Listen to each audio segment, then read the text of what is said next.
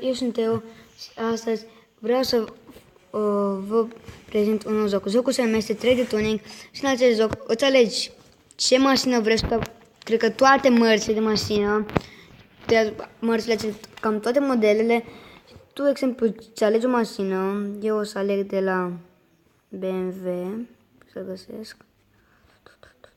Ce pot asta?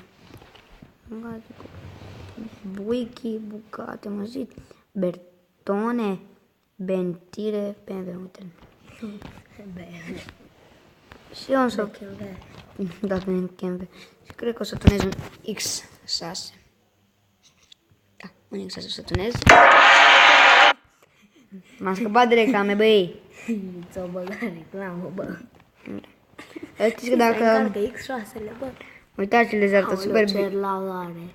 Într-o zi îmi vine să nu mai tunez. Da, nu toate chestiile astea, dar am un pic de lag pe joc. Jocul e mult mai bun. Îmi plac mașinile verzi, cred că-l fac roșu. Roz, bă. Băi, băi. Acolo e roșu, omule. Îl fac roșu și-l dor la iubita mea. La care dintre ele? Aia e întrebarea.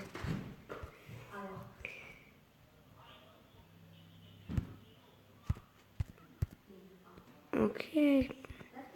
Da, asta e mașina. Cam atât și cu acest video. Dacă v-a plăcut, dați like și bineînțeles, la revedere, pa, pa.